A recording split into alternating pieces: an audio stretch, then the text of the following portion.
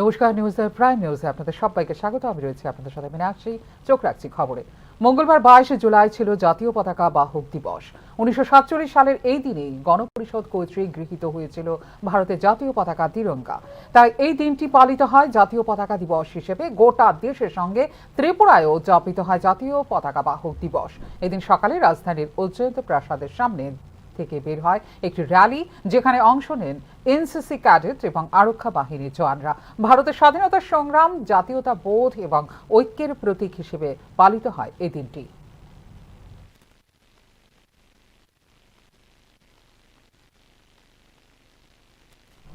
Voter তালিকায় বিশেষ নিবিড় সংশোধন ইস্যুতে সংসদের ভেতরে এবং বাইরে বিক্ষোভ প্রদর্শন করেন বিরোধী দলের সাংসদরা। এদিকে উপরাষ্ট্রপতি জগদীপ ধনখড়ের পদত্যাগ পত্র গ্রহণ করেছেন রাষ্ট্রপতি দ্রৌপদী মুর্মু। সংসদের বর্ষাকালীন অধিবেশনের দ্বিতীয় দিন মঙ্গলবারও প্রচন্ড হট্টগোল হয় লোকসভা ও রাজ্যসভায়। বিহারে ভোটার তালিকা যাচাই বাছাই বিশেষ নিবিড় সংশোধনের বিরুদ্ধে সংসদের ভেতরে ও বাইরে প্রতিবাদ জানায় বিরোধীরা। পেহেলগাঁও হামলা, অপারেশন সিঁদুরের মতো বিষয়গুলিতে প্রধানমন্ত্রীর উত্তর এবং সংসদে আলোচনার দাবিও জানান সংসদ সদস্যরা। এর আগে শুরু হওয়ার পর দুপুর 12টা পর্যন্ত মুলতবি ঘোষণা করা হয় লোকসভা। বিরোধী দলের হট্টগোলের মধ্যে আবার শুরু হলেও কিছুক্ষণ পরে আবার দুপুর 2টা পর্যন্ত মুলতবি ঘোষণা করা হয় লোকসভার বিরোধী দলনেতা রাহুল গান্ধী এবং সমাজবাদী পার্টির প্রধান অখিলেশ যাদব সহ বেশ কয়েকজন নেতা মকরদ্বারে সংসদ ভবনের সিঁড়িতে দাঁড়িয়ে প্রতিবাদ জানান বিহারের ভোটার তালিকা যাচাই বাছাই এবং বিশেষ নিবিড় সংশোধনের বিরুদ্ধে। একইভাবে বিহারে ভোটার তালিকা যাচাই বাছাই নিয়ে আলোচনার দাবিতে স্লোগান দেন রাজ্যসভার বিরোধী দলের সাংসদরা। বিরোধীদের হট্টগোলের কারণে গোটা দিনের জন্য মুলতবি করা হয় সংসদের উভয় কক্ষের কার্যক্রম। का कत्ल है और हम इसी के लिए हम बार बार बोल रहे हैं कि ये तरीके से सत्ता पक्ष, केंद्र सरकार के मंत्री सदन को गुमराह कर रहे हैं। साफ साफ बात ये है कि वो बिहार में जो वोटर रिवीजन हो रहा है, स्पेशल इंटेंसिव रिवीजन, उस पर चर्चा नहीं चाहते।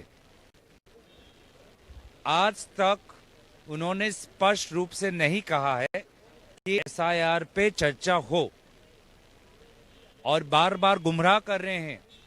सरकार ने आज तक नहीं कहा है कि वो एसआईआर पे चर्चा चाहते हैं। और जहां तक आई दूसरी बात, पहलगाम और ऑपरेशन सिंदूर को लेकर अब तक सरकार के तरफ से कोई स्पष्टीकरण नहीं कि ये चर्चा होगी कब। कोई तारीख नहीं बांधी। 1 महीने के सत्र में ये कब लिया। সরকার আলোচনার জন্য প্রস্তুত, কিন্তু বিরোধীরা প্রতিবাদ করে সময় অপচয় করছে বলে প্রতিক্রিয়া সরকার পক্ষের। पूरी इतना एक्सपेंसेस होते हैं गवर्नमेंट के सदन चलाने के, वो सब हर तरीके से तोड़ी जा रही है। और आप हर सेशन में ही देखेंगे कि किस तरह से हुड़दंग मचाया जाता है, शोर शराबा किया जाता है। आज भी जो पूरा बिजनेस है उसको लेकर हर समय का हर विषय को समय दिया गया है और जिनकी डिमांड कर रहे हैं उसको भी समय दी, लेकिन ये कार्रवाई होने नहीं देना चाह रहे हैं। राहुल गांधी का कहना है उनको बोलने नहीं दिया जा रहा, लोगों को बोलने नहीं दिया जा रहा। जैसे कहा ना कि हर विषय के लिए उनको समय मिला है, लेकिन जिस तरह से जो उसकी तो वो भी सांसद की कुछ रूल्स और रेगुलेशन है। এদিকে মঙ্গলবার উপরাষ্ট্রপতি জগদীপ ধনখড়ের পদত্যাগ পত্র গ্রহণ করেছেন রাষ্ট্রপতি দ্রৌপদী মুর্মু। 21 জুলাই রাতে হঠাৎ করে দেশের 14তম উপরাষ্ট্রপতির পদ থেকে পদত্যাগ করেন জগদীশ ধনখড়। 74 বছর বয়সী ধনখড়ের মেয়াদ ছিল 10 আগস্ট 2027 পর্যন্ত। Bureau report, news now. সহাবস্থানমূলক সম্পর্কের ভিত্তিতে কাজ করে বিরোধী দল এবং সরকার। লক্ষ্য হল সাংবিধানিক মূল্যবোধ উন্নত করা। ত্রিপুরা বিধানসভায় ঐতিহাসিক জুলাই ত্রিপুরা বিধানসভার পদচিহ্ন শীর্ষক অনুষ্ঠানে বক্তব্য রাখতে গিয়ে এমনটাই জানিয়েছেন মুখ্যমন্ত্রী ডাক্তার মানিক সাহা। অনুষ্ঠানে অংশগ্রহণ করেন বিরোধী দলনেতাও। মঙ্গলবার ঐতিহাসিক জুলাই ত্রিপুরা বিধানসভার পদচিহ্ন শীর্ষক অনুষ্ঠানের আয়োজন করা হয় ত্রিপুরা বিধানসভায়।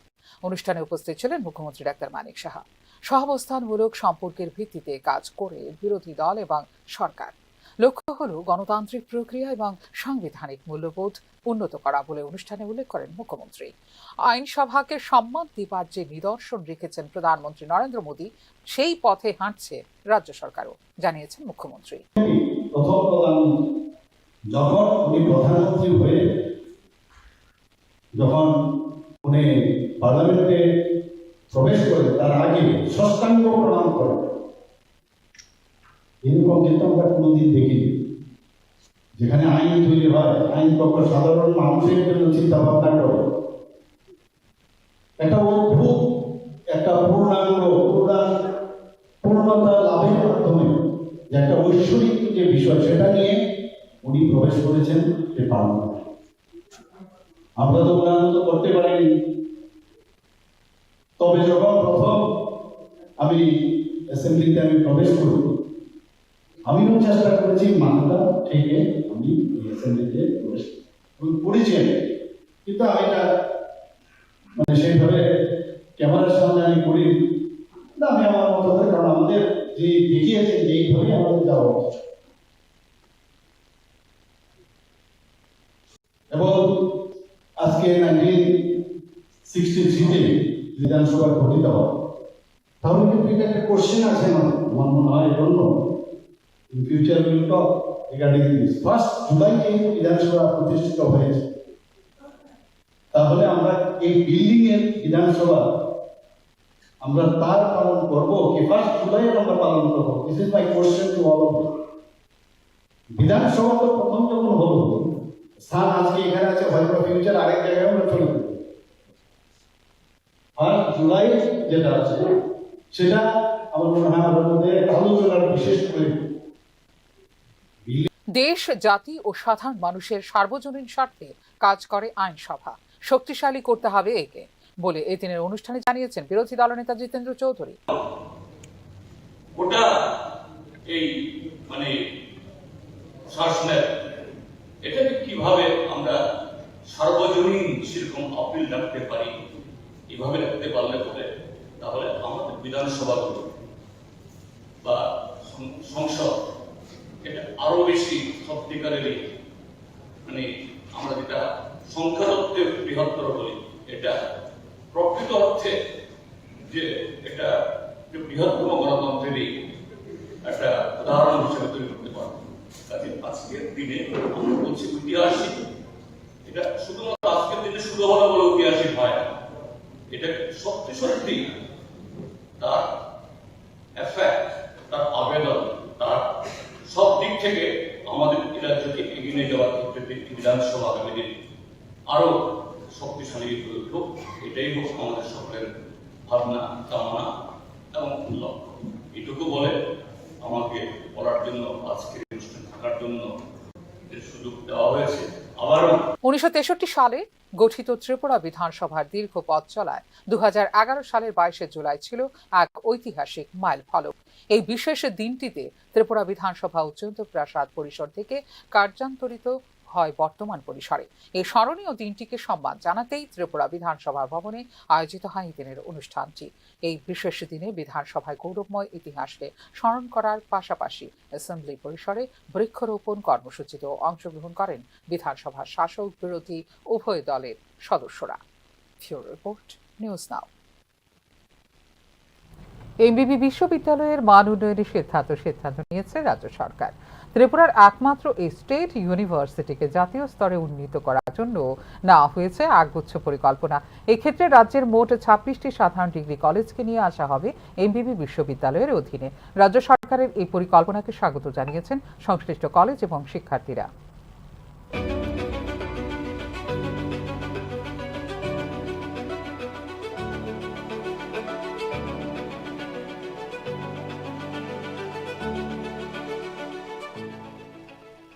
2015 সালের 1 নভেম্বর সূচনা হয় ত্রিপুরায় মহারাজা বীর বিক্রম বিশ্ববিদ্যালয়ের। বর্তমানে এমবিবি বিশ্ববিদ্যালয়ের অধীনে রয়েছে মাত্র 2টি সাধারণ ডিগ্রি কলেজ এবং একটি আইনি ডিগ্রি কলেজ। সাধারণ ডিগ্রি কলেজগুলো হলো এমবিবি কলেজ এবং বিবিএম কলেজ। এছাড়া বিশ্ববিদ্যালয়ের অধীনে রয়েছে সরকারি আইন কলেজ। মাত্র 3টি কলেজ গত 9 বছর ধরে এমবিবি বিশ্ববিদ্যালয়ের অধীনে থাকার কারণে জাতীয় স্তরে পিছিয়ে রয়েছে ত্রিপুরা একমাত্র রাজ্য বিশ্ববিদ্যালয়। ফলে কেন্দ্রীয় সরকার থেকে অনুদান সঠিক পরিমাণে আসছে না রাজ্য বিশ্ববিদ্যালয়ের জন্য, যার খেসারত দিতে হচ্ছে এমবিবি বিশ্ববিদ্যালয়ে পাঠরত ছাত্রছাত্রী এবং গবেষকদের। বর্তমান পরিস্থিতি থেকে উত্তরণের জন্য নয়া সিদ্ধান্ত নিয়েছে রাজ্য সরকার। রাজ্যের অন্যান্য সাধারণ ডিগ্রি কলেজকেও এমবিবি বিশ্ববিদ্যালয়ের অধীনে আনার নেওয়া হয়েছে সিদ্ধান্ত। বর্তমানে রাজ্যে সরকারি সাধারণ ডিগ্রি কলেজ রয়েছে 28টি। এর মধ্যে ত্রিপুরা কেন্দ্রীয় বিশ্ববিদ্যালয়ের অধীনে রয়েছে 25টি সাধারণ ডিগ্রি কলেজ, আর বাকি 3টি সাধারণ ডিগ্রি কলেজ রয়েছে এমবিবি বিশ্ববিদ্যালয়ের অধীনে। নতুন সিদ্ধান্ত অনুযায়ী বাকি 25 সাধারণ ডিগ্রি কলেজ আনা হবে এমবিবি বিশ্ববিদ্যালয়ের অধীনে। রাজ্য সরকারের এই পরিকল্পনাকে স্বাগত জানিয়েছেন বিভিন্ন কলেজ কর্তৃপক্ষ। সরকার যে চিন্তাটা করেছেন এটা ভালোই করেছেন, কারণ প্রায় প্রত্যেক স্টেট ইউনিভার্সিটি থাকে এবং কলেজগুলো স্টেট ইউনিভার্সিটির আন্ডারেই হয়।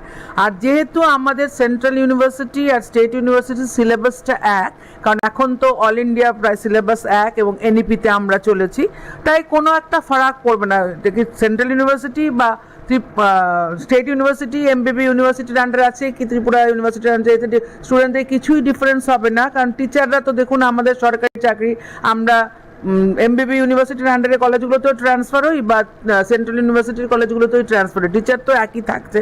আর সিলেবাসটা যেহেতু এক, তাই আমার মনে হয় না ছেলে মেয়েদের কোনো অসুবিধা হবে। আরও একটা জিনিস যে বলতে গেলে এমবিবি ইউনিভার্সিটিটা খুবই লোকালয়ের মাঝখানে কাছে, ওদের যদি কোনো প্রবলেম হয় আমার মনে হয় যেতে আসতেও ছেলে মেয়েদের সুবিধা হবে এবং যোগাযোগও ব্যবস্থাও ভালো, সেটাও একটা ওদের মানে আমি মনে করি এটা সুবিধেই হয়েছে স্টেট ইউনিভার্সিটির আন্ডারে হয়ে। 28টি সাধারণ ডিগ্রি কলেজের মধ্যে 25টি সাধারণ ডিগ্রি কলেজ ত্রিপুরা বিশ্ববিদ্যালয়ের অধীনে। এই 25টি সাধারণ ডিগ্রি কলেজ ত্রিপুরা কেন্দ্রীয় বিশ্ববিদ্যালয়ের অধীনে থাকলেও কলেজগুলো নিয়ন্ত্রণের প্রশাসনিক ক্ষমতা রয়েছে রাজ্য সরকারের উচ্চশিক্ষা দপ্তরের কাছে। শুধুমাত্র পরীক্ষা গ্রহণ এবং পরীক্ষার ফলাফল প্রকাশের বাইরে এমন কোনো ভূমিকা নেই ত্রিপুরা বিশ্ববিদ্যালয়ের। প্রত্যেক বছর স্নাতক পরীক্ষার ফলাফল ঘিরে বিপাকে পড়তে হচ্ছে ত্রিপুরা কেন্দ্রীয় বিশ্ববিদ্যালয় কর্তৃপক্ষ এবং উচ্চশিক্ষা দপ্তরকে। ত্রিপুরা কেন্দ্রীয় বিশ্ববিদ্যালয়ের অধীনে থাকা সাধারণ ডিগ্রি কলেজগুলোর পরীক্ষার উত্তরপত্র মূল্যায়ন করছেন রাজ্য সরকারের আওতাধীন বিভিন্ন কলেজের অধ্যাপক অধ্যাপিকারা। পরীক্ষার উত্তরপত্র মূল্যায়ন ঘিরে অধ্যাপক অধ্যাপিকাদের নিয়ন্ত্রণের অধিকার ত্রিপুরা কেন্দ্রীয় বিশ্ববিদ্যালয়ের কাছে নেই। এমবিবি বিশ্ববিদ্যালয়ের অধীনে 28টি সাধারণ ডিগ্রি কলেজকে নিয়ে আসা হলে এই ক্ষেত্রে সুবিধা হবে সংশ্লিষ্টদের। শুধু তাই নয়, নয়া কোর্স, নয়া বিভাগ এবং নয়া কলেজ সূচনার জন্য দৌড়ঝাঁপ করার প্রয়োজন হবে না ত্রিপুরা কেন্দ্রীয় বিশ্ববিদ্যালয়ে। যে কোনো সিদ্ধান্ত নিতে পারবে এমবিবি বিশ্ববিদ্যালয় কর্তৃপক্ষ এবং উচ্চশিক্ষা দপ্তর। আমার মতো সেটা একটা এটা খুব একটা পজিটিভ ডিসিশন যদি গভর্নমেন্ট এটা নিয়ে থাকে, কেননা ত্রিপুরাতে অ্যাজ উই ক্যান সি ত্রিপুরার মধ্যে ট্রাইবেল এবং বেঙ্গলি দুজনের দুটো জাতির মিক্সড রয়েছে। তো ত্রিপুরার মধ্যে যে ট্রাইবেলদের ল্যাঙ্গুয়েজ ককবর্গ বা অন্য যেগুলি ল্যাঙ্গুয়েজ রয়েছে সেগুলো অন্য ইউনিভার্সিটিতে সেভাবে পাওয়া যায় না, বাইরের ইউনিভার্সিটি সেন্ট্রাল ইউনিভার্সিটিগুলিতে। যদি সেই ত্রিপুরা ইউনিভার্সিটিগুলি যদি স্টেট স্পন্সর যদি হয় তবে সেটা একটা পজিটিভ দিক হবে যে ত্রিপুরাতে বসবাসকারী সেই জনজাতির ছাত্রছাত্রীগুলি নিজেদের ল্যাঙ্গুয়েজ নিয়ে এগিয়ে যেতে পারবে এবং সেইগুলিকে রিসার্চের মাধ্যমে নিজেকে ফিউচারে একটা কোথাও এস্টাবলিশ করতে পারবে এবং সেই এস্টাবলিশের মাধ্যমে নিজের রাজ্যটাকেও এগিয়ে নিয়ে যেতে পারবে, যার মধ্যে শুধু নিজের রাজ্য না আমাদের ভারতটাও বিশ্বকে বিশ্বের মধ্যে বিশ্বগুরুর দিকে এগিয়ে যেতে পারবে। যেসব স্টুডেন্টগুলো ডিফারেন্ট ব্যাকগ্রাউন্ড থেকে এসেছে তারা একটা যদি স্টেট কলেজ বা স্টেট ইউনিভার্সিটি আন্ডারে পড়াশোনা করে তাহলে যে ল্যাঙ্গুয়েজ ব্যারিয়ার্সগুলো ছিল অথবা যে আমরা কালচারাল খুব রিচ, তো আমরা অনেকগুলো ফেস্টিভ্যালস বলো অথবা অনেক ধরনের প্রোগ্রাম আছে যেগুলো আমরা একসাথে করতে পারবো এবং স্টেটসের অনেকগুলো কলেজ একসাথে আমরা জড়ো হতে পারবো, প্লাস একটা ইন্টারকানেকশনও হবে। এতটুকুই আমার বলার। অবভিয়াসলি এটা খুবই ভালো ডিসিশন নেওয়া হয়েছে গভর্নমেন্টের থেকে, কারণ সেন্ট্রাল ইউনিভার্সিটির আন্ডারে হয়তোবা অনেক সময় যে অ্যাডমিনিস্ট্রেশনটা ছিল সেটা হয়তোবা ভালো করে ইমপ্লিমেন্ট হতো না। গভর্নমেন্ট আন্ডারে এলে, ত্রিপুরা স্টেট গভর্নমেন্টের আন্ডারে এলে যদি স্টেট ইউনিভার্সিটি হয় তাহলে অবভিয়াসলি এখানে প্রচণ্ড ভালো ইনফ্রাস্ট্রাকচার ডেভেলপমেন্ট যেমন হবে তেমন স্টুডেন্টসদের আর দূরে যেতে হবে না, ওদের নিজেদেরই স্টেটে থেকে পড়াশোনা করতে পারবে, সেটাই হবে, ভালো হবে এটা। এই সিদ্ধান্তকে কার্যকর করার জন্য ইতিমধ্যেই মানব সম্পদ উন্নয়ন মন্ত্রকে এবং বিশ্ববিদ্যালয় মঞ্জুরি কমিশনে অনুরোধ করেছে রাজ্য সরকার। এখন শুধুমাত্র অপেক্ষা অনুমতি আসার। আগামী শিক্ষাবর্ষ থেকে এই সিদ্ধান্ত অনুযায়ী ছাত্রছাত্রী ভর্তি করা যায় কি না তা নিয়ে চলছে পরিকল্পনা। ব্যুরো রিপোর্ট, নিউজ নাও। ত্রিপুরা উচ্চ আদালতের নবম প্রধান বিচারপতি হিসেবে শপথ নিলেন মামিদন্না সত্যরত্ন শ্রী রামাচন্দ্র রাও। শপথ গ্রহণ অনুষ্ঠানে উপস্থিত ছিলেন মুখ্যমন্ত্রী ডাক্তার মানিক সাহা। মঙ্গলবার ত্রিপুরা হাইকোর্টের প্রধান বিচারপতি হিসেবে শপথ নিলেন মামিদান্না সত্যরত্ন শ্রী রামাচন্দ্র রাও। এদিন রাজভবনের দরবার হলে সকাল 10টায় প্রধান বিচারপতিকে শপথ বাক্য পাঠ করান রাজ্যপাল Indrasena Reddy Nallu. Very MS Ramachandra Rao, having been appointed Chief Justice of the High Court of Tripura, do swear in the name of God that I will bear true faith and allegiance to the Constitution of India as by law established, that I will uphold the sovereignty and integrity of India, that I will duly and faithfully and to the best of my ability, knowledge and judgment perform the duties of my office without fear or favour, affection or ill will, and that I will uphold the Constitution and the laws. Jharkhand high court থেকে ত্রিপুরা হাইকোর্টে বদলি হয়েছেন মামিদান্না সত্যরত্ন শ্রী রামাচন্দ্র রাও।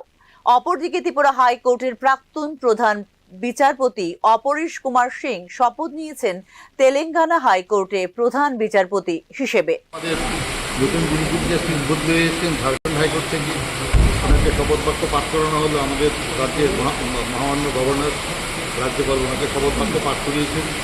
আমাদের পূর্ব যিনি ছিলেন আমাদের প্রধান বিচারপতি রাজ্যের জাস্টিস অপরেশ কুমার সিং, উনি তেলেঙ্গানা হাইকোর্টে জয়েন করার পর ওই জায়গাতে উনি বদলি হয়ে এসেছেন। আজকে উনি শপথ নেওয়ার পর আজ থেকে উনি ওনার কার্যভার গ্রহণ করবেন এবং কাজ করতে শুরু করবেন। তো আমরা আশা করছি যে সব কিছু থাকলে ভালো হবে। গত 15 জুলাই রাজ্য ছেড়েছিলেন বিচারপতি অপরেশ কুমার সিং। তার অবর্তমানে ত্রিপুরা হাইকোর্টের ভারপ্রাপ্ত প্রধান বিচারপতির দায়িত্ব সামলেছেন বিচারপতি টি অমরনাথ গৌর। এবার প্রধান বিচারপতি হিসেবে মামিদান্না সত্যরত্ন শ্রী রামাচন্দ্র রাও শপথ নেওয়ায় ত্রিপুরা হাইকোর্টের বিচারপতির সংখ্যা বেড়ে দাঁড়িয়েছে 4 জন। ত্রিপুরা উচ্চ আদালতের নবম প্রধান বিচারপতি হিসেবে শপথ নিলেন মামিদান্না সত্যরত্ন শ্রী রামাচন্দ্র রাও। প্রধান বিচারপতি হিসেবে শপথ নেওয়ার পর মঙ্গলবার এই ত্রিপুরা হাইকোর্টের ডিভিশন বেঞ্চে একাধিক মামলার শুনানিতে অংশগ্রহণ করেন Mamidanna Satyaratna Shri Ramachandra Rao. Bureau report, news now. এখনকার মতো এই মুহূর্তের সংবাদ এই পর্যন্ত। অন্যান্য আপডেটস দেখার জন্য অবশ্যই নজর রাখতে হবে নিউজ নাও পর্দায়। নমস্কার, শুভরাত্রি।